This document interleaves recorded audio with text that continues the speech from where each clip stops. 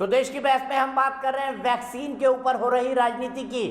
आज प्रधानमंत्री ने जब उनका ऑर्डर आया, कल उन्होंने घोषणा की कि 18 और 18 से ऊपर के लोगों को अब वैक्सीन लगेगी और उसके अधिकार राज्य को दे दिए, लेकिन फिर भी विपक्षी पार्टियों ने कई सवाल उठाए, जैसे कीमत क्या होगी, जैसे प्रोक्योरमेंट क्या होगा, जैसे सप्लाई चेन क्या होगी। प्रधानमंत्री ने कई सवालों के जवाब आज अपने राष्ट्र के नाम संबोधन में दिए हैं। उन्होंने कहा कि सरकारी अस्पतालों में मुफ्त लगती रहेगी वैक्सीन, जिसके पास पैसे हैं वो बाहर से खरीद कर जो चाहे वो वैक्सीन अपने फिजिशियन के साथ लगवा सकता है। इसी पर बहस करने के लिए मेरे साथ कई सारे खास मेहमान हैं। मेरे साथ बादल देवनाथ है टीएमसी से, मेरे साथ प्रेम शुक्ला जी हैं भारतीय जनता पार्टी के राष्ट्रीय प्रवक्ता, मेरे साथ सुनील चोपड़ा जी हैं सीपीएम के प्रवक्ता और राजनीतिक विश्लेषक, मेरे साथ रीना गुप्ता हैं आम आदमी पार्टी की प्रवक्ता, साथ ही साथ मेरे साथ और भी कई मेहमान जुड़े हुए हैं। मेरे साथ अंशुल अभिजीत है जो कि कांग्रेस पार्टी के राष्ट्रीय प्रवक्ता है, मेरे साथ डॉक्टर सुनील सिंह है जो कि जेडीयू के राष्ट्रीय प्रवक्ता हैं। लेकिन सबसे पहले एक दर्शक के पास चलता हूं, धीरज सिंह प्रयागराज से मेरे साथ जुड़ गए हैं। धीरज, प्रधानमंत्री ने जो बातें कही उससे आप कन्विंस्ड हैं? आपको लगता है कि गरीबों को अब मुफ्त वैक्सीन मिलने का रास्ता साफ हो गया है? बोलिए, क्या गरीबों को अब मुफ्त वैक्सीन लगने का रास्ता साफ हो गया है प्रधानमंत्री के आज के भाषण के बाद? यस सर, मतलब माननीय मोदी जी ने साफ बोल दिया है कि गरीबों को सामुदायिक केंद्र पे मुफ्त में वैक्सीन मिलेगी।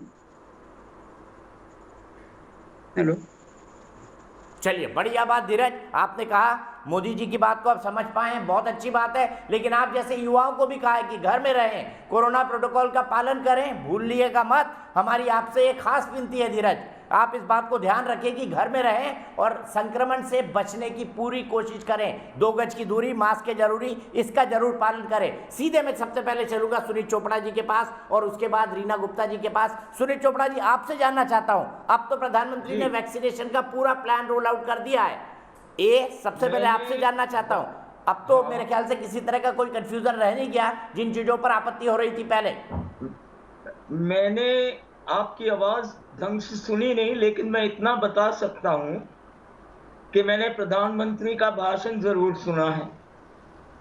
अब जो चीज उनको कहनी चाहिए थी कि कौन से कदम सरकार ने उठाए हैं रोटी रोजी रहने के लिए, उनके बारे में उन्होंने कुछ नहीं कहा। उन्होंने कहा कुछ दिनों में ये हो जाएगा, काम भी आपको मिल जाएगा, खाना भी मिल जाएगा, उतनी देर वो भूखे मरेंगे। हमारा ये कहना है ये टाइम नहीं है जुमलेबाजी के लिए। प्रधानमंत्री ने जुमलों के अलावा और कुछ नहीं किया और वो कभी भी गंभीरता से गरीबों की समस्याओं को देखते नहीं हैं।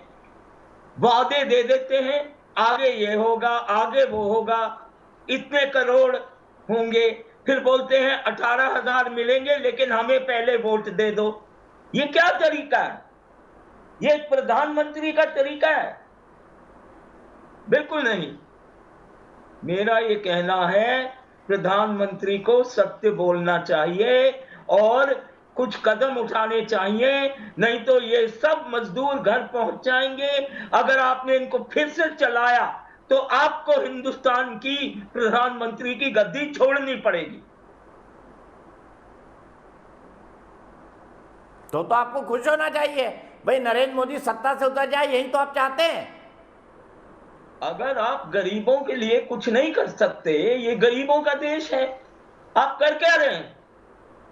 एक बार तो कर दिया आपने नुकसान, सर आपको याद दोबारा करना है? 6 महीने तक सभी गरीबों को, लगभग 85 करोड़ लोगों को कोरोना काल में मुफ्त राशन दिया गया था, भूल गए?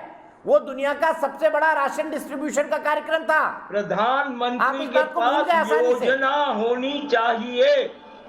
योजना का एक लफ्ज नहीं मैंने सुना। योजना ने कहा तो 85 करोड़ लोगों को 6 महीने तक मुफ्त राशन दिया था। हो जाएगा।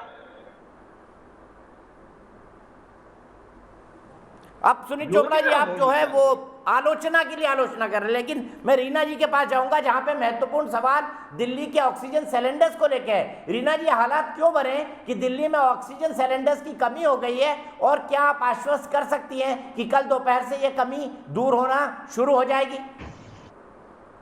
देखिए दीपक जी, ये इस समय देश इतनी बड़ी महामारी से गुजर रहा है कि हमें जो है राजनीति छोड़कर और मिलके काम करना चाहिए, और आदरणीय प्रधानमंत्री जी ने भी यही बात कही, लेकिन उनकी कहनी और करनी में बहुत फर्क है।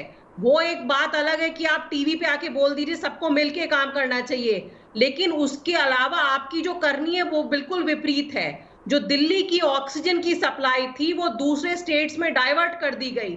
दिल्ली सरकार को हमें हाई कोर्ट में जाना पड़ा, हमने पेटिशन फाइल करी कि दिल्ली की सप्लाई दिल्ली को दी जाए। देखिए ये बात कहना आज के तो प्रधानमंत्री जी के संदेश से बिल्कुल साफ हो गया कि प्रधानमंत्री जी ने तो अपना पल्ला झाड़ लिया कि स्टेट्स जो हैं सारा काम आप अपने आप करिए, और मैं तो जा रहा हूं फिर से वेस्ट बंगाल अपने इलेक्शन की रैली में। आप मुझे बताइए कि ऑक्सीजन की सप्लाई करना, रेमडेसिविर की सप्लाई करना, वैक्सीन की सप्लाई करना, ये सारी चीजें जो है ये केंद्र सरकार के हाथ में है। और कल तक जो है केंद्र सरकार ऑक्सीजन एक्सपोर्ट कर रही है, बांग्लादेश को ऑक्सीजन आप एक्सपोर्ट कर रहे हैं, और अब आप बोल रहे हैं कि भाई आप दिल्ली वाले और आप देश वाले और आप मुख्यमंत्री आप अपने आप ऑक्सीजन अपने आप इंतजाम कर लीजिए। साहब कैसे इंतजाम कर ले, हमें वो राइट ही नहीं है। जो देश का जो लेकिन रीना, वो है ऑक्सीजन ढांचा इस तरह का है, दवाइयां खरीदना जरूरत की, ये तो हॉस्पिटल्स का काम है ना, केंद्र सरकार का थोड़ी ना है। ये तो हॉस्पिटल्स का काम है ना, एलएनजीटी का काम है कि उसको जो जरूरत की दवाइयां हैं वो खरीदे, ऑक्सीजन उसको कितनी चाहिए वो खरीदे। इसमें प्रधानमंत्री कहाँ बीच में आ गए? ये तो हॉस्पिटल्स का काम है ना, हेल्थ डिपार्टमेंट का काम है आपके। दीपक जी दवाइयां खरीदे, ऑक्सीजन रखे जी, आपने जो सिस्टम बनाया है, सिस्टम का सही पालन हो सके। दीपक जी, जो लाइसेंसिंग का काम होता है, जो सप्लाई का जो कोटे का काम होता है वो केंद्र सरकार के हाथ में होता है। अब आप रेमडेसिविर का एग्जांपल लीजिए, केंद्र सरकार डिसाइड करती है कि कौन सी 3 कंपनी जो है इंडिया में ये इंजेक्शन बना सकती हैं और बेच सकती हैं। तो अगर केंद्र सरकार ने सिर्फ 3 लोगों को ये लाइसेंस दिया है तो हम कहां से मंगा लेंगे आप बताइए? ये सीधा सेंटर डिसाइड करता है। जैसे आप वैक्सीन का एग्जांपल लीजिए, प्रेम शुक्ला जी के पास चलता हूं। एक मिनट मुझे 30 सेकंड और दीजिए। केंद्र सरकार ने उनके हाथ बांध दिए हैं। दीपक जी 30 सेकंड और दीजिए, लीजिए 30 सेकंड और। देखिए Conclude आप करिए, वैक्सीन please। का वो देखिए, वैक्सीन का उदाहरण लीजिए आप। जब पूरा विश्व वैक्सीन के कॉन्ट्रैक्ट साइन कर रहा था तो केंद्र सरकार सो रही थी।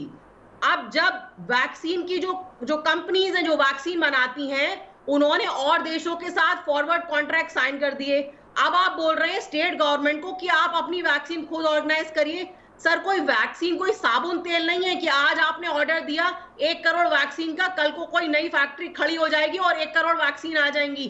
वैक्सीन बनाने में और उसको सप्लाई करने में महीनों लगते हैं। तो पहले तो आप सोते रहे, अब जब स्थिति हाथ से बेकाबू हो गई तो आपने पल्ला झाड़ लिया और आपने कहा ये केंद्र की कोई जिम्मेदारी नहीं है।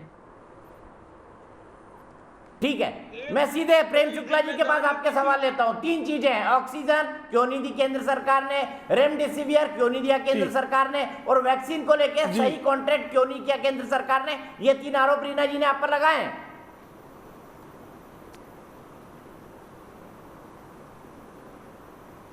देखिए वैसे प्रवंचक प्रलापों के कोई उत्तर नहीं हुआ करते, फिर भी आप कृपा करके बता दीजिए रेमडेसिविर अगर केंद्र सरकार ही सप्लाई करेगी, सारा काम केंद्र सरकार करेगी, बेड केंद्र सरकार मॉनिटर करेगी, ऑक्सीजन केंद्र सरकार मॉनिटर करेगी, वेंटिलेटर केंद्र सरकार मॉनिटर करेगी, तो विज्ञापन में जो है वीडियो बनाने के लिए केजरीवाल जी आएंगे, हाँ वसूली करने के लिए उद्धव ठाकरे आएंगे।